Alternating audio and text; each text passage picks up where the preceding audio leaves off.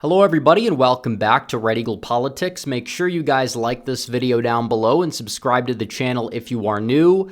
So, Joe Biden, he's officially gone. He dropped out of the race. I don't even know if he knew he dropped out when his Twitter account posted that he dropped out, but he's gone. And honestly, we don't know where he is at this stage in the game, but he's not going to be the Democrat nominee. Kamala Harris will likely be the Democrat nominee. She's getting a lion's share of Biden's delegates already committing to her, and she's getting all these glowing endorsements from a lot of high-profile people in the Democrat Party. She's probably going to be the Democrat nominee. And a lot of people are saying, well, how's this going to shake out if they go with Kamala Harris? Because, she's not Biden. She doesn't have the negative aspects of Biden's cognitive decline, but that doesn't necessarily mean that she's a good candidate. It doesn't mean that she's popular, and she's going to bear all of the negative aspects of Biden's administration on her electoral shoulders. And it really just begs the question, can she even do better with any demographic other than maybe energizing black women to vote than Joe Biden at this stage in the game? I'm not so sure that she will. I mean, she didn't get a single primary vote. She was down there below Andrew Yang in Iowa in December of 2019 before she was basically just forced to drop out. And that was her then. She's somebody that's been an electoral underperformer. Now, so was Biden in the presidential primaries, to be fair. He ran several times and didn't really get anywhere. But then was picked off the trash heap and coronated as the nominee. So is she, but still, she's got a lot of electoral weaknesses there, for sure. And we're going to cover them, and I think that it's important before we fill out this map to look at the polling. Donald Trump was beating Joe Biden by 3 percentage points in the popular vote. He apparently does better against Kamala Harris percentage-wise, although Harris does a little bit better at galvanizing Democrats than Biden. But still, among independents in some of the recent polls like Quinnipiac, Donald Trump is leading by 14 points. His favorable rating in Quinnipiac is the highest it's ever been at 46% favorable. A record low 49% view him unfavorably. But when you look at Kamala Harris's favorability, it's a very, very different picture that gets painted here when you look at this. And in the state polls, there's plenty of them that show Harris behind Biden, but Biden already was down. He was there at 38% favorable for sure. Donald Trump is at 43.1. He's at the highest level that he was in quite some time. Harris is below 38. She is not popular. She's less popular than Biden. Although her unfavorable rating is lower, there's so much to attack her on that she hasn't been attacked on. She's basically been that border czar. And the border crisis is probably just as much, if not more, on her shoulders as it is on Biden's shoulders. So we're going to fill this map out. But first, I have to tell you guys about our very good friends over at My Patriot Supply. Because your freedom is up for the taking, and those doing the taking committed to defend your freedom, but they can't take away what they've never given you, peace of mind. Your shelves stocked with 3 months of survival food, that's peace of mind. Go to preparewithredeagle.com and save $200 on their 3-month emergency food kit, over 2,000 calories every day, lasts up to 25 years, absolutely delicious. And look at this, it's just great food, tastes good. I've tried it. I know some people that actually live off of this stuff. You actually get to save money doing so in the Biden economy, and you get to save even more because you can get $200 off and free shipping right now at preparewithredeagle.com. That is preparewithredeagle.com. So without further ado, we're going to fill out this election map. We're going to do our prediction, and we're going to fill out the safe red states, the states that are going to go Republican by 10 percentage points no matter what. And this is how it stands right here, right now. Donald Trump, he will have a floor of, it seems like, over 170 electoral votes, because we're going to introduce Florida into the safe column. Kamala Harris has a lot of statements that will not gel well regarding some very far-left measures and proposals that will be used against her, even more so than, things were used against Biden in 2020. That whole card down there in South Florida definitely will work. Donald Trump already out of the gate will start off with 179 electoral votes. Kamala Harris, on the other hand, she will pick up the entirety of the west coast of the mainland. She'll get Hawaii in the safe column. She will get Rhode Island, Massachusetts, Maryland, Washington, D.C., Connecticut, Vermont, Maine's 1st District, and I think you could put New York in that column as well, just because she might do a little bit better of a job of, getting black female turnout up in a place like New York, possibly. We haven't had much polling, but she might do even worse than Biden in some places. I still think Trump is going to lose it by close to 10, Illinois around that margin as well. So already Kamala Harris will start off with 164. You know what? We'll throw Colorado into the mix as well. She'll start off with 174 electoral votes. So now we're going to move on to the likely Republican states that will be voting for Donald Trump by 5 to 10 points. We're going to start off with the state of Texas, which I think you could make a case it could even be more than 10. We'll just have to see, especially because of the border. But the border and her comments about the fossil fuel industry, among many other things, will propel Donald Trump to victory. I think she's going to do worse than Biden among Hispanic voters. I think Donald Trump is going to end up taking the state by around 9 points, maybe even 10 points, but we'll keep it in the likely Republican column for right now. It seems like that might be the only state in the likely Republican column. We'll put states in the likely Democrat column. New Jersey polls had Trump beating Biden, even though there's some Republican-leaning polls. Kamala Harris, not super popular in the suburbs, arguably does worse than current Biden among independent voters. I still think that New Jersey is going to go blue, but probably by like 8 points instead of the 17 points it went blue by in 2020. Also, Delaware, Biden's not on the ticket. They're mistreating him right now, their favorite son. I don't think that it's really going to sway a lot of Democrat votes, but I do believe that among independents in Delaware, you will see a big shift to the right. Trump almost got it within 10 in 2016. I think he does this time around with Kamala Harris on the Democrat ticket heading it. So already 219 for Donald Trump, 191 for Kamala Harris. We're going to be moving on to the lean Republican states. And we are going to start off with the state of Pennsylvania.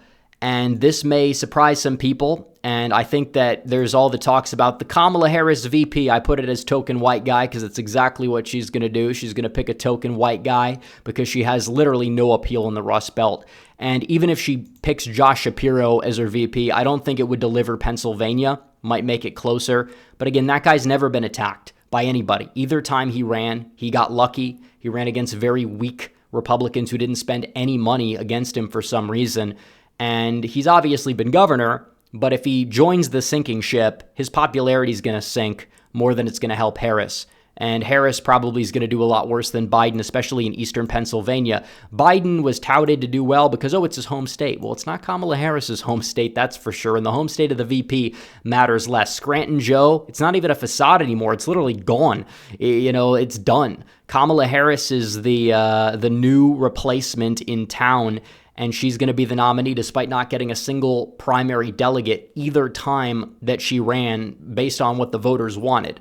So I think Pennsylvania is going to go Republican by 3 to 4. I think Trump will beat her handily. I think that if Josh Shapiro is the VP nominee, he'll win it by a tilt margin. And then we'll go down to North Carolina, where I also think Trump is going to win it by a lean, possibly likely margin. I think it's going to be like a 4 to 5 point win for Trump. And again, if Roy Cooper, who I think is probably the favorite actually because he's close with Kamala, to be the VP pick that she's going to make, I think that it could get a point or two closer. It might be enough to save Josh Stein, but it's not going to be enough to save Kamala Harris in North Carolina. And this is just a state that you probably just get a rebound. The unpopularity of Kamala Harris will definitely kick in for sure. And in regards to the Trump-Biden polls, Trump was actually polling better than Harris, and Trump was already winning North Carolina by close to 5 points. I think he wins it by 3 to 4. Same thing with Georgia. Kamala Harris might do a better job at energizing black women to vote, which again, most black voters, 2/3 of black voters are actually women, believe it or not. Trump could win the black vote by the margin that Democrats win the black female vote. The black vote would still be going Democrat like 70-30. It's insane, but still, in regards to Kamala Harris, I think that she will get her base out, but turns off a lot of those suburbanites in places like Cobb County who may have shifted their vote to Biden because they fell for the TDS and now they don't like Biden. Now they don't like Harris. Trump will probably gain some of those voters back, and that would be enough to get him to 270. Also, we have the state of Wisconsin, which this is another big one. Kamala Harris is poison to the Rust Belt, and you're going to see that on full display. It doesn't really matter who the VP pick is. Could be curated in a lab. It's not going to be enough to save her. The VP picks rarely move the needle much anyways. But when you talk about Wisconsin, the driftless area was probably going to shift right anyways against Joe Biden. It probably shifts right even more against Kamala Harris and her unlikable personality and her even further left policies and the fact that she's directly tied to the border. I think the WOW counties will revert, possibly even Ozaukee. I think nearly every county gets redder. Madison, she'll definitely get the vote out in Madison, to an extent in Milwaukee, but still I think Trump wins Wisconsin by a lean margin. Up next, we have the state of Arizona, which will be put in the lean Republican column. And if you look at the polls between Trump and Biden, he was up in Arizona by 6 points when Biden dropped out. And Kamala Harris, a lot of those independent voters that went, Romney and then possibly independent and then Biden, those voters are going to be even more put off by Kamala Harris. I think a lot will come home to Trump. Some might go third party. I think Trump wins Maricopa County outright. He wins the state by possibly 4 again, just like his 2016 margin. And he'll do better with Hispanics, because Kamala does not do well with Hispanics. Her entire career, she's faltered with them. Even when she won in California, the Senate race by 20-some points against the other Democrats, she lost the Hispanic vote. And in terms of Arizona, I really feel as if she puts Mark Kelly on the ticket, it's possible she might do, again, a couple points better, wouldn't be enough to carry her over the finish line. So then you have the state of Nevada, where once again, I think Kamala would arguably do worse than Biden among Hispanic voters. And she's from California. You have a lot of Californian transplants. They don't exactly like California a whole lot. That's another problem she brings to the ticket. You go from Scranton Joe to Bay Area Harris, a big difference there. But I think that Trump is going to win Nevada by around, 3 to 4 points or so. Polling probably will overestimate him by a little bit, as Nevada polling usually does for Republicans for some reason, but not by enough to make a significant difference. So already we filled out the lean Republican states. Now it's time to fill out the lean Democrat state of New Mexico. Kamala Harris really doesn't do too well with any demographic in New Mexico compared to Biden, especially because it's a very oil-heavy state in all of her statements. She co-sponsored the Green New Deal. I mean, that wasn't really effectively used against Biden because Biden played his cards right in the 2020 primary. It's partially why I believe he ended up winning that primary, besides the point that they basically, skewed everything in his favor and made everybody else drop out. But in terms of New Mexico, I think that Trump is going to get it within 5 points. I don't think that he's going to win it, at least not right now, but it already was within 5 points for Biden. Could have gotten a couple points closer. Now we have to fill out the remainder of the states on the map here in which direction that they would go in. We start off with the state of Maine. Joe Biden had this Northeastern appeal. Maybe it's because he's a Irish nominal Catholic, and maybe it's because he served in government for a very long time. Kamala Harris does not have that working in her favor. And I think that just because she's going to really struggle with white voters, it's not because she's a minority or it's not because she's a female, but it's just because she's very patronizing. And she's somebody the entire campaign is going to be like, if you don't vote for her, you don't like black people and you don't like women. That's what they're going to say. And that turns off these voters. Didn't work for Hillary. And RFK Jr. is going to be eating into, I think, her margin more than Trump's margin up in these places. I think Trump will flip Maine at large. I think he will flip the state of New Hampshire into his column, which already typically does not like incumbents too much. And that's going to be only 6 electoral votes he's going to get, but still adds more to his column. Then you go down to the state of Virginia, and already we saw some polls with Kamala Harris running behind Biden, but already Virginia was going to Donald Trump in the Trump v. Biden polls recently. A lot of polls, not just right-leaning internals.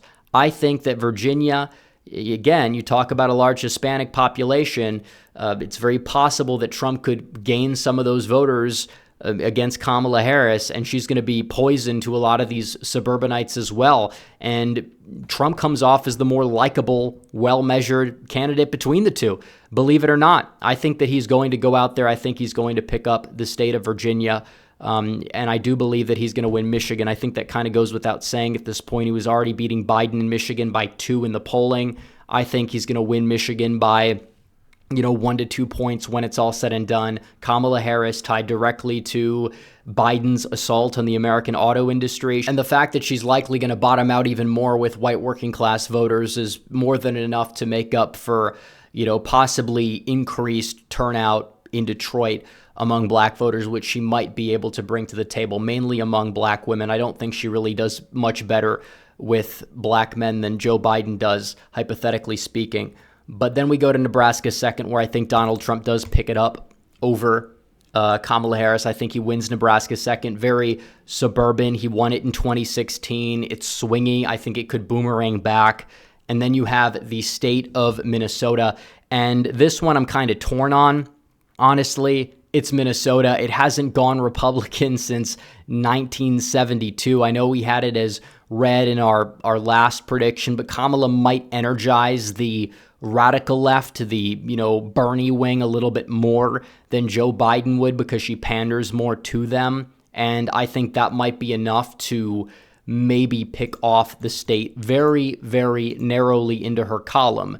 But that's it right here, right now. Donald Trump with 332 electoral votes, Kamala Harris with 206 electoral votes. I think Donald Trump wins the popular vote by, around 1 to 2 points, give or take, in this scenario. And it's possible as time goes on that he does better. Maybe it could somehow get competitive. We can't underestimate Kamala Harris for sure. I encourage people to stay motivated, stay on watch, get out and vote. I think it's going to motivate people more to get out and vote a lot of this stuff. And I think it's going to help Trump more at the end of the day than it's going to help Kamala Harris and the insufferable campaign that she's already running into the ground. So anyways, guys, thanks for watching this video. Like this video down below, comment down below, subscribe to the channel, hit the bell for notifications so you never miss another video. Follow me on social media. The links are all in the description down below, and I will see you guys in the next one. Red Eagle, out.